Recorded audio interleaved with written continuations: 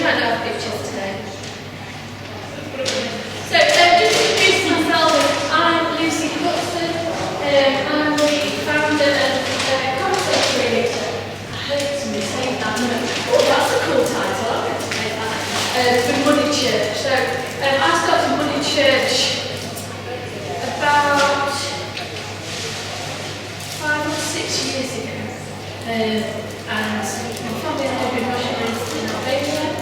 We've come back to the UK and I started working part-time for our church, but mainly doing connections between community and church. So not particularly doing the children's work within the church, doing that bridging element.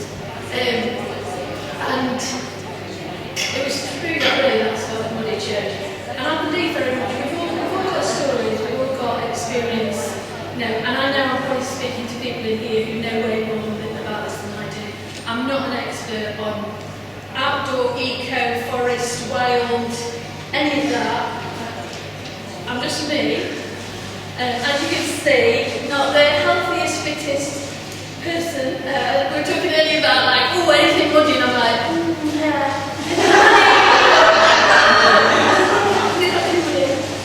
Well, God's really, and I think that's like, that calls us to do the craziest things, doesn't he? And if ever there's an example of that, it's me standing in front of you talking about Money Church, because of all the things that I thought in my life I might talk about. Money, church part probably, but the money part of it, definitely not. I'm a university lecturer in real life. I used to work for CYM, and so I taught on a contextual program and looked particularly around working with children and then wider and the intergenerational program. Now I need to look in 3 different directions. And so some of Money Church comes from those experiences. Some of it comes from doing a Godly Play training session, and you'll hear that a lot through the program that's part of it. Just that mixture of everything. My heart is about finding ways to connect people with God. Going beyond the walls of our church. I love the church. I want people to come to church, to faith, to follow God. I've got nothing wrong with coming into a building at all. But I also really believe that there's a time that we've got to get beyond the walls. That we've got to be looking outside instead of just expecting people to come to where we are. So that's a little bit about who I am and what my background is. So in your bags, and I'm sorry, I think 1, 2 people haven't got a bag. I will sort them out for you at the end. But in your bags, there are some cards. There are some cards. I think there's 2 or 3. They're some sweeties. Sorry, you can give me the sweeties for them. There is a wax melt. Please do not eat the wax melt. It's not chocolate. I'm going to have nightmares about this. Please just don't eat it. What I'd like you to do, if you've got a card, I want you to story begins. Oh, you're too late, Mike. Could you just hold it up? Everyone's got different cards. So make sure you have another card with that in it. Anybody else got I wonder where the story begins? I know, sorry, we ran out of but I'll get one now. So I'm sorry. You can join in still, I promise you. So what you need to do, if you sat near somebody, have anyone got a card? Have you not got a little card? You not got a card? Oh, yeah. I just keep seeing the Money Church card. I'm like, it's not that one, it's not that one. Okay. So our first card is, I wonder where the story begins. So I've told you a little bit about, for me, Money Church began in a school, non-faith school, at lunchtime doing a Bible club, which was a bit weird in itself that we let us do a Bible club. I had a group of children, and I was like, I'm not spending their dinner time inside. If that's punishment when they're choosing to do an activity. And it was a lovely sunny day, so we went outside, and I said, can you find something that's like that? And they looked at me and said, anything, just have a look around and bring something that's like that. And they came back with various things. I'm sorry if you've heard this story, but it's kind of where we started. And one little girl had got a daisy, and she started to pull the petals off. Sorry, I know she would pick flowers and things like this, but there was lots of other daisies, it's okay. She pulled off the petals, and I was thinking in my head, as a good children's worker, I know what story I'm going to go with this. She's going to say, he loves me, he loves me not, he loves me, he loves me not. Ready for sometimes we're not sure how God feels about us. Thank you for that, but the Bible tells us that God loves us. Anyway, she goes to the last petal, and I'm all ready to go. And she throws the petals in the air and goes, that's what God's like, he's everywhere. This whole group of mainly Key Stage 1 children and me just stood there. I didn't need to say anything. It did fit my message anyway, so it was just a thought that God turned on, even when I thought I was going on my best plan. And it began to make me think, what is stopping these children and their families from coming to church? Because no matter, we did great holiday clubs, we did attractive programs, lunch feeding programs, the half projects. We didn't have that then, but that kind of thing. We got loads of things. But still, some of these families just won't come into church. What is it? And what can we do? And as I was walking with my little girl one day, got to our little park near us, and God said, Money Church. This is where you're going to do Money Church. For me, that's where the story began. Just in a little space in our town. It was in walking distance, it was accessible for people. I put a post up and I told a group, and a word of mouth invited people to come to Money Church. And we had a group, I don't know, sometimes 20 people, sometimes 30 people, sometimes 6 people. But we began to get a group of people who came and began to explore what faith was. They weren't all church, it was probably about a 60, 40, 70, 30 split between people from the church and people outside the church. And a real mixture of people. Some older people who said, it's really nice to have somebody to walk with. We had some people who were walking the dogs and said, can we come on Money Church with you? Just walking the dogs, is that alright? Yeah, that's absolutely fine. We had some parents who got smaller children who won't come into church because their children wouldn't sit still and behave. I've got 4 children, I get that. We could go outside and we could talk about God and explore who God is and what God is like. And there was nobody judging them or saying to that child, sit still, be quiet, do this, do that. And I know from COVID, when we went back to church, my youngest daughter became really aware of constantly kind of saying, one, taking bags full of activities to try and keep her busy, and then just saying, go away, don't do that, sit still. It's like, is this what she's going to take away from church? That God's like, be quiet, sit still, behave. Because for me, God isn't like that. And I don't want my children to grow up thinking, you've got to perform in this certain way to have a relationship with God, or that God is just about do this, do that, do the other. I remember getting in trouble when I was a little girl for falling asleep and snoring at church. So maybe it's my own issues with that. But that's where my story begins, that's where we begin. But Money Church is not my idea, it's not like a great idea that Lucie's had, and I don't pretend in any way that it is. Whether it's Money Church, Forest Church, Wild Church, Eco Church, Outdoor Church, I don't have a problem with any of those titles, but none of them are new. They started right back in Genesis. One of the first stories we hear is Adam and Eve in that garden with God calling out their name, where are you? Where are you? They'd broken that relationship with God, but God still called out to them. Still called them by name, still wanted to walk with them in the cool of the day. And that cool of the day, it means that ruach, the breath of God. How amazing is that? Walking in the breath of God. I love that. I love that imagery. I was like, imagine that intimacy, that amazing feeling of walking in God's breath, being so close that you can feel the breath of God in you. And maybe you've experienced that. I know when I thought, no, I'm that close to God. But for lots of people, the outdoors offer that. This week's been full of pictures of the northern lights and the lining up of Neptune and Jupiter. I don't think all my friends are particularly into outdoors kind of stuff, but Facebook's been absolutely full of it. Because there's something that's just so wonderful and so amazing about nature and the outdoors, and it's so accessible for all of us. But for God, the Creator, that invitation to walk in His breath in the cool of the day. One of the stories we often talk about in Muddy Church is Moses and the burning bush.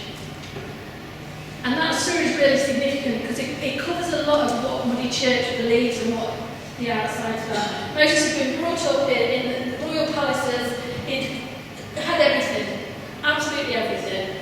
And there he is, he's murdered somebody, run away, looking after his father-in-law's sheep in the wilderness.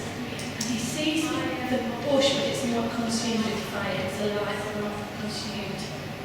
He notices it, and that's what the Bible says, he notices it, and he goes over to look. As he goes over to look, the bush, or a voice comes from the bush. Moses, Moses, take off your feet. You're standing on holy ground. I am the God of your fathers, of Abraham, Isaac, and Jacob. It wasn't holy ground. The sheep had been nibbling there. It wasn't holy ground.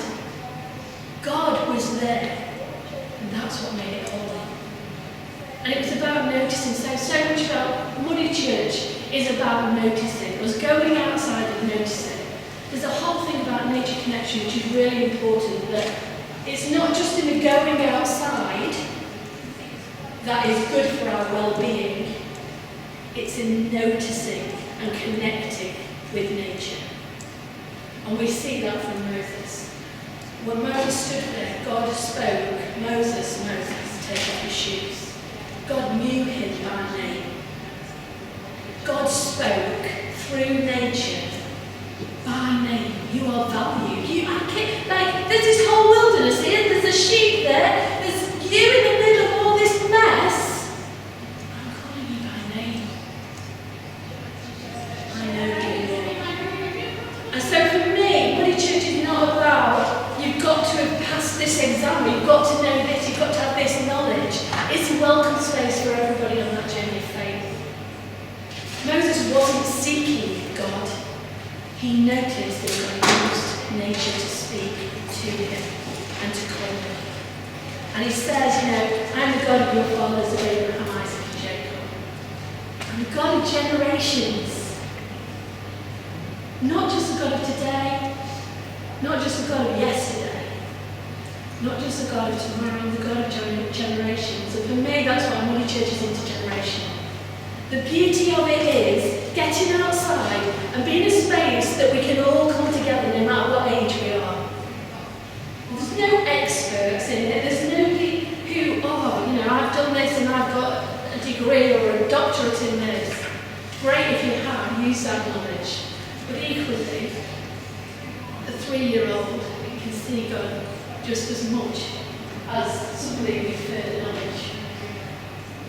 So walking together in nature, some of the research shows, that's rubbish, quality of being able to see, it says, walking together in nature helps develop relationships, and there's research around that. When we spend time in nature, it develops relationships. And there's something, I think it was, I would say Kerry Young, who's written a book called Accompanying. And it's about working with young people in particular, but about accompanying young people. And I think that intergenerational approach works no matter what age. That we're not there to tell somebody something. We're not there to instruct somebody on something. We're there to accompany somebody. And when we're looking at well-being and thinking about developing well-being, so much of that is accompanying somebody. And as we walk, we don't face on, head on head. We actually walk alongside. And in that, there's a less threatening approach that we can develop and we can be open and we can share stories and we can enjoy the silence. and embrace the silence. And that importance of recognising all of those spaces as we accompany somebody. And we develop a relationship that's not confrontational. So we use the phrase, we wonder and wander. And it's really important, it's about wondering, not about being asked questions. If I say to you, what is the third book of the Bible?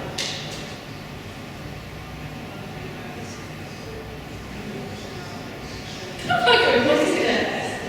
Leviticus, well done. If I say to you, I wonder which is your favourite book in the Bible?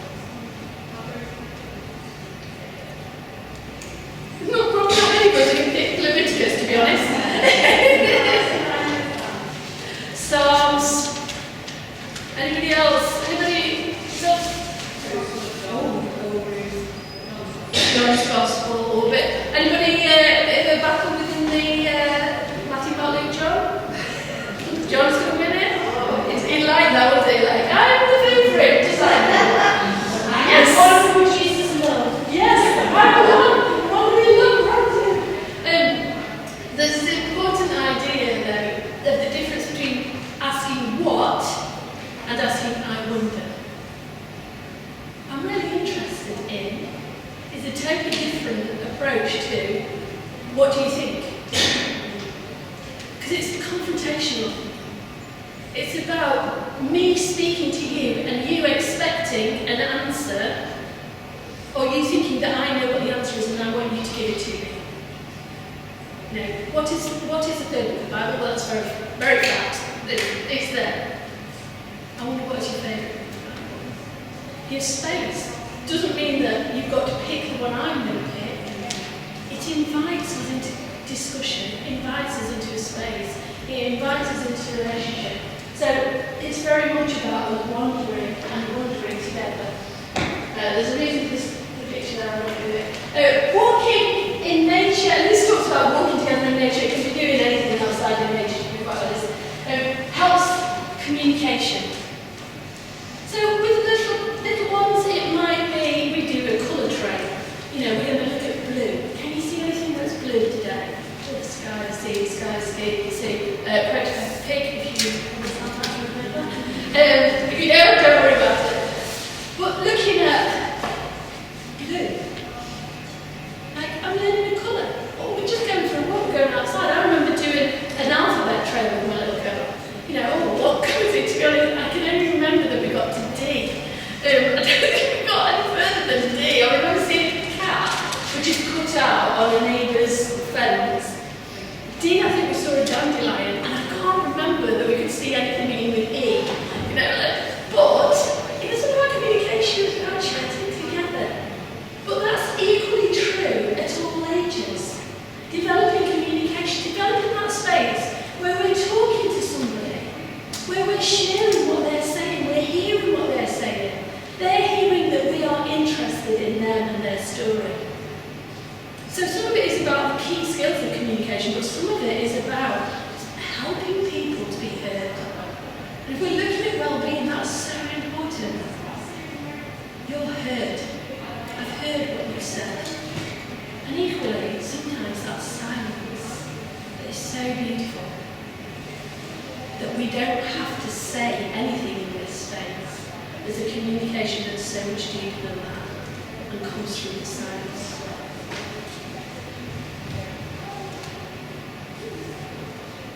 So walking together in nature helps develop a sense of community. I will try and find my notes because I had a really good quote on this one. I didn't have any others.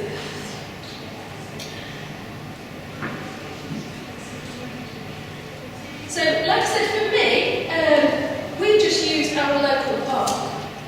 It was free, it was accessible, people could walk to it. There was also a little car park, so if somebody needed to drive or wanted to drive, there was space within it that there was a route. Like, I'm believing up here. Marilyn Monroe, I'm not sure what's standing up there, that's how I was with these things. Sorry, said to Matilda, don't let me get distracted, Matilda. And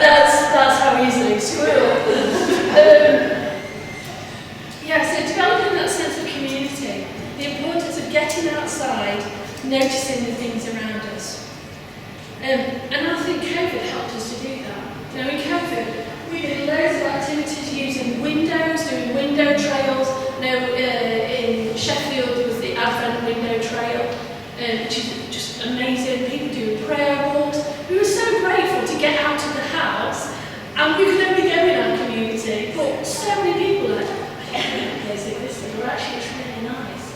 We live on this path, on this little lane thing, down to the park, and honestly I was like, I can't even go out of our garden because it's so busy on that lane, people walking down there. It would not stop, because people were just glad to get out, but awareness of our community.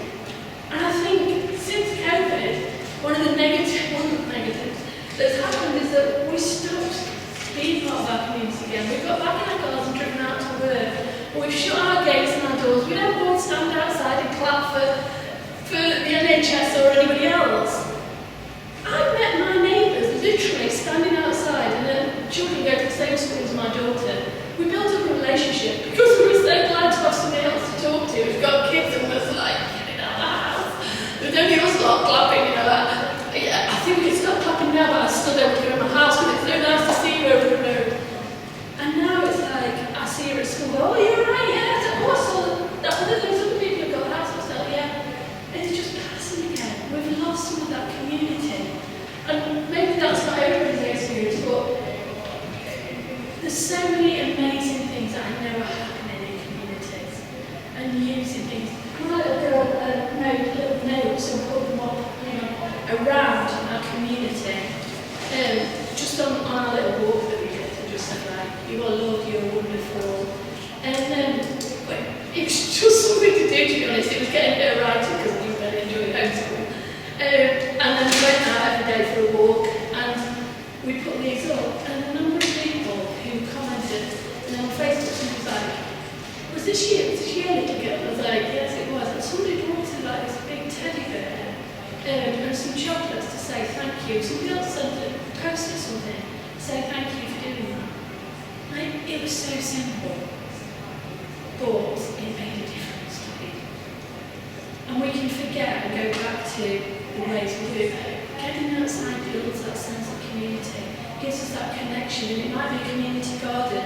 I know lots of people are doing community gardens that provide produce into the food bank. Absolutely brilliant. Thinking about our spaces, our community, what can we do? Where are the spaces that God has given us? So for Body Church, I'll explain the end, you don't have to, please, when I'm saying Body Church, don't switch off from that, because it doesn't have to be about Body Church. But part of what we do is about looking at the gift in our community. It's asset-based. What is the gift in your community? For some people, like us, it's a park. For some of you, it might be your church gardens. For some people, it's an allotment, and we can set up a community allotment. For some people, it is literally, our church has got railings that are on a pathway to school, and I can put up a wondering question on there and do that. For other people, it's like, actually, we need to get more people into the little town or into the shops. We can put the trail up around the shops. We can link into our community by doing that. It encourages, it builds that friendship with the shopkeepers, it supports them in their jobs, in their businesses, and it links us into it. So what is a gift in your community? I know, and I think it was Jonathan, and I might be wrong on this, but I think it was Jonathan or somebody talked about they used to meet up with a group of young people and go around the chip shops. I don't think it was Jonathan, I'll say it, sorry. Anyway, somebody used to go around the chip shops and do like a little survey of which was the best chip shop. I go, that is awesome, that is so fantastic. It's fun, it's a way we're getting outside, we're walking together, we're chatting, we're having some chips, which can never be a bad thing. It can, obviously, healthy eating and having healthy and doing some work. But it's about that being together, gathering, coming together. What's the gift in your community? Because if God stepped into your community, God thinks your community is special. That's what the Bible says. It says in John 1. Or 1 John. Come on. 1 John. I'm looking at you, Bible stuff. God stepped into the community and became flesh and blood. God moved into our neighbourhood. Well, he didn't just come into my neighbourhood, he came into yours. And he does do all the time. So what's special about it? Thinking about those places and spaces, how can we use them? And so I teach at Derby University, I'm a lecturer, and I teach on a youth and community programme and do degrees for people trained to be youth workers. And part of that role, I've been talking about getting outside, and my awareness as I'm talking to students and asking them is, where are the safe spaces for young people to go outside? So if you think about your community, this is particularly focused on young people, I appreciate, rather than intergenerational. But if we're looking at young people and well-being, or anybody know well-being, but if you think about young people and well-being, outside is recognised as a positive place for developing well-being. Some research around that, which is interaction, and lots of other people. Where are the safe spaces outside? I know if there's a group of kids hanging around outside my house, I'm at the window going, what are they doing? What mischief are they up to? Taking pictures. You're not allowed to take pictures. Well, they shouldn't be outside the house making all that noise and drinking. Look at them, weeing on that hedge across the road. It's like, I'm a youth worker, and that's my view. Like, what do I expect from everybody else who maybe isn't as understanding of young people as I really am not? As soon as we see young people outside, we think they're up to no good. We think they're up to mischief. Often the only spaces for young people to access outside are doing things like NCS, Duke of Edinburgh, or a sport such as football. Seriously. If young people go to our local skate park, everybody's like, oh, they're all smoking weed. There is a very strong smell of weed. There is. But where can people go? Where can young people go for a safe space? And as a church, is that an opportunity for us to provide a space outside that young people can actually just come and sit and be safe and not be judged, oh, they're up to no good because they're outside. We want them off the streets, we want them out to their houses, we want them away from social media, and as soon as they step outside the doors, we're like, oh, they're up to no good. What are they up to? I know young people are going through an exploration of their identity, and some of that is some good and some of that is bad. I'm not saying all young people are little angels, but I think so often we are looking and we are saying young people need to do this, and we're not offering them any tools to be able to do it. There is no provision. I can't think of any provision that is not paid for that enables young people to go outside and not sport-related, to go outside and to just be. And I think that's a huge challenge for us as a society, but also as a church.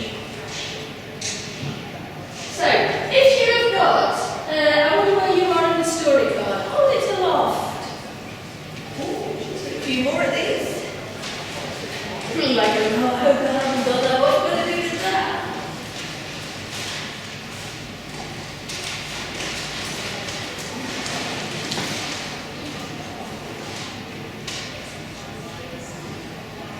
It should look like this. It's like a map. I think this should be these very well. You must all have the same card. It's like a secret. Two. Use that. What's the chances of that? So in groups, the question is, I wonder where you are in the story.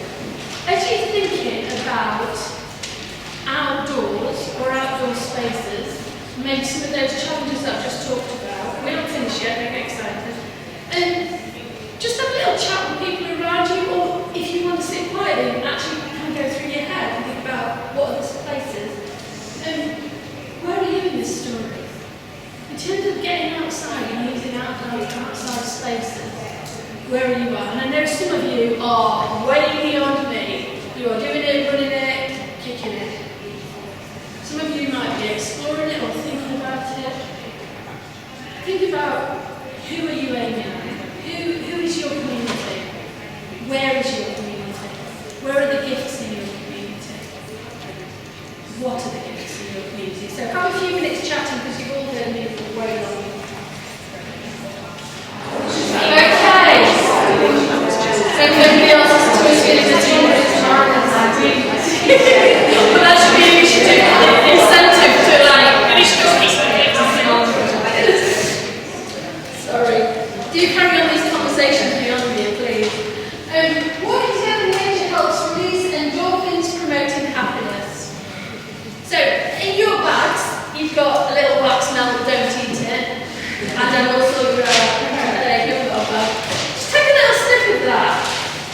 Unless you're allergic, I was like, something must be allergic, and I'm like, someone's kind of liking chocolate I can't deal with. I know which one you've got. So, as you smell it, does it remind you of anything, or what does it smell like? What do you think when you smell it? Red, amazing. Body shop!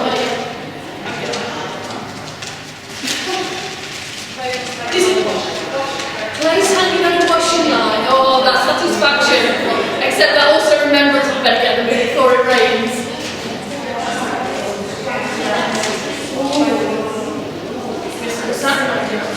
Sneaky black fruits off the bush. Getting dirty fingers, that's what that's.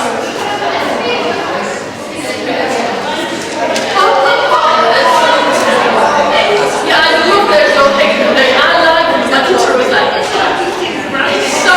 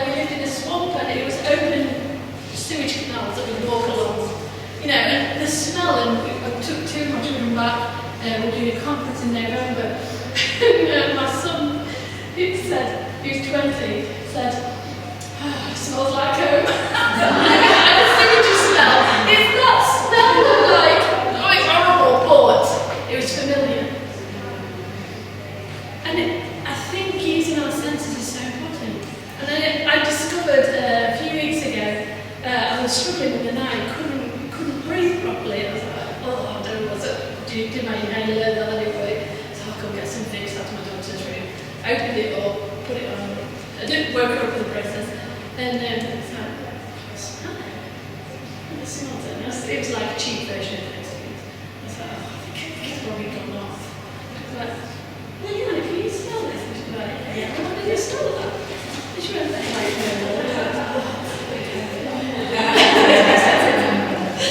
I couldn't smell anything. I didn't have my taste still. Just the weirdness of having no smell. And it made me really appreciate smell. I mean, there were some definite advantages to it, I'll tell you.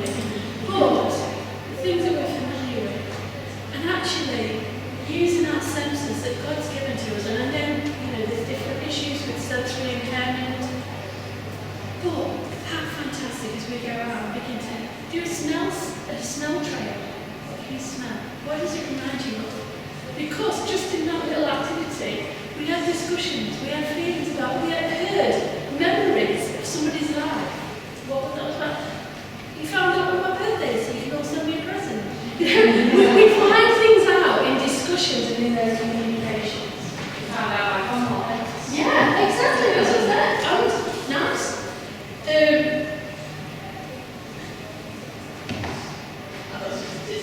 Oh, sorry, this is a rubbish picture as well. Walking together in nature helps develop motor skills such as coordination. There's an amazing book called Balance and Barefoot. The lady looks at some of the research around the number of coordination issues with young people and young adults today because not had that exposure to the outside and the outdoors and walking on different surfaces. Like we're used maybe in a city, if you've been brought up in a city, you're used to walking on tarmac. But that doesn't help us develop the skills of adjusting to different terrains. And actually, there's been such a huge increase in broken bone things because people haven't developed those skills of adaptability. I'm not a medical expert at all, but I found that fascinating. And there's other research that I'm not sure on the validity of it, about the bone structure in hands where children are playing and using their bones and developing different things. Yeah. It's why you don't want children to be writing too early because their hands aren't developed to hold a pen or pencil. Yeah. And you don't correct a child's hold on a pencil if they're holding like that, let them hold it like that. Don't try and make them do it because their bones are still growing. Yeah. Sorry. No, it's fine. I find it all fascinating. But actually, there's something about getting outside which is good for our development. Hopefully, as I'm saying all these things, you can put these bits together and you can go, it's so important. It's so important to get outdoors for all of who we are because that's what we were created to be. Up until the Industrial Revolution, we spent our lives outdoors. And now, children are spending less than 2 hours, the average child in the UK is spending less than 2 hours a day outside. This is the first generation where children are spending less than half the time. I think, less than half the time that their parents did outside. But somehow there's definite movement about getting outside and offering those spaces. And the importance of it. And we know schools, lots of schools are developing forest school activities or outdoor activities. But equally, then they're cutting down lunchtime, break times, and do these things inside. And again, not offering that space outside that is so important. I went to my fascinating story about that. Walking together in nature helps develop environmental awareness.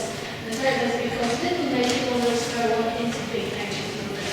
There's research by the Wildlife Trust looking at that nature connection, and actually there's real evidence that as we begin to engage and connect to nature, even in small ways, it increases our understanding and our desire to make a difference in the bigger scale. And again, there's loads of research. I tell my students all the time, saying, there's loads of research, we'll tell you about it. I can tell you about it if you want me to. I can send you papers on it. But there's lots of evidence that talks about how many young people are passionate about climate change. And we're not just talking about Greta Thunberg, who's become from a voice that perhaps doesn't necessarily truly reflect the majority of young people who are passionate about climate change in different ways. It's not just about standing on a stage and talking about it, it's about the little things. You know, but where you buy your shoes, where you buy your clothes. Is it a disposable economy? Do I use a glass bottle or a plastic bottle? Young people are much more aware and are seeking to use resources and products that are considerate of the environment. And I know churches are working hard on this, hopefully we are. But actually it's something that we need to consider. And as we are going outside, we are modelling something that the church doesn't just care about my building being an eco-building, but actually this is our community. This is an amazing world that is created for us. So walking together in nature helps sleep patterns. That's got to be good news, hasn't it? Anybody with small children will appreciate why that's important. Kaplan and Kaplan in 1989 is quite mostly, but they said nature-based coping strategies are often found within people. Natural spaces and the connections made within them can be used to facilitate relief from stress and fatigue. As we get outside and we get into that natural rhythm of nature, we notice the seasons. We notice what time the sun rises and the sun sets. Great thing I read the other day was the sun isn't going to set before 6 o'clock again until I think it's the 28th of October. I love that. There's something about the natural rhythm of the world as we begin to walk in it. Yes, it's obviously good and it tires the little ones out when they're in their bath. It tires me out as I'm going for a walk and that fresh air and you walk catching the yawn. And you know, walking along the seafront at the end of the day, I'm ready for a sit down. I've done nothing today really, but there's something exhilarating. Am I outside? But it regulates sleep patterns, which again is so important. So in terms of all of this, where does the story end? I don't know whether you kind of go like, oh, my head's just boggled and I used to be taking through all the things I don't know what you've got on. I said at the beginning, it's not about hobby church. It really isn't. I do hobby church part-time alongside my job. I work part-time so that I can have some time to create resources for the church. We've got 3 books downstairs that are available to buy. Everything else is free. There are literally hundreds and thousands of resources on the website and on our Ko-fi site that you can download and use if you want to. I don't get money from that, I can assure you. I don't, you know, I'm not living in a mansion on the It's about, this is kind of what God's put on my heart to share with people. It's my hugest privilege to be able, you know, someone came up and said, oh, I love your resources. I love to hear that. I love to hear where it's being used, because it's such an honour that God would use me like that. My heart has always been for mission. You know, some of that is about community, mission in our communities, and some of that's, in my experience, has been mission overseas. Muddy Church is now on 5 news on 5 continents and 14 countries.